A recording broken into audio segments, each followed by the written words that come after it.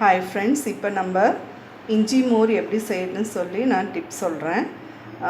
இப்போது இந்த ஒரு கப்பு தயிரில் நம்ம வந்து ஒரு 3 டம்ளர் மோர் எடுக்கலாம். ஸோ அந்த அளவுக்கு நான் வந்து தயிர் எடுத்திருக்கேன். இஞ்சி, பச்சை மிளகாய் 2, காஞ்ச மிளகாய் தாளிக்கிறதுக்கு, இதெல்லாம் தாளிக்கிறதுக்கு, மோர், தேவையான அளவு உப்பு, கருவேப்பிலை. இப்போ வந்து நம்ம ஃபஸ்ட்டு எதெல்லாம் வந்து அரைச்சிக்கணும்னு சொல்லி சொல்கிறேன். நம்ம இந்த பச்சை மிளகாய், இஞ்சி தோல் எடுத்துகிட்டு நல்லா சின்ன சின்னதாக கட் பண்ணிக்கோங்க. கருவேப்பிலை, கொத்தமல்லி இருந்தால் கூட போட்டுக்கலாம். கொத்தமல்லி, கருவேப்பிலை, இஞ்சி, பச்சை மிளகாய் ஃபஸ்ட்டு வந்து நல்லா வந்து ஒரு சின்ன ஜாரில் போட்டு நல்லா அரைச்சி அரைச்சி அதை தனியாக வச்சுக்கோங்க. அப்புறம் வந்து நல்ல மோர் மாதிரி மிக்சியில் போட்டு அடித்தாலும் சரி, நீங்கள் மற்ற ஏதாவது வச்சுருந்தா அது போட்டு நல்லா கடைஞ்சி நல்லா மோர் பதத்துக்கு தண்ணியாக கொஞ்சம் எடுத்து வச்சுக்கோங்க. ரெடியாக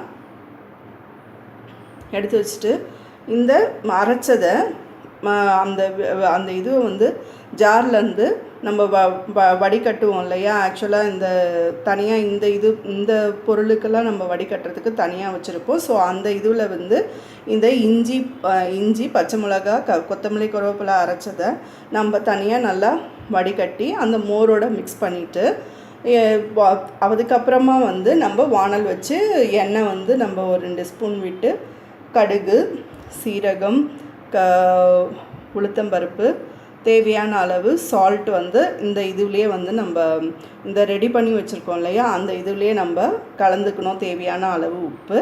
அப்புறம் தாளித்து ஃபைனலாக வந்து நம்ம வானல் வச்சு தாளித்து அதில் கொட்டிட்டாக்கா ரொம்ப டேஸ்டியான இஞ்சி மோர் நமக்கு கிடைக்கும். காரம் வந்து ஈக்குவலாக இருக்கும். இந்த காஞ்ச மிளகாய் வந்து தாளிக்கும் போது போட்டு தாளிச்சிக்கலாம்.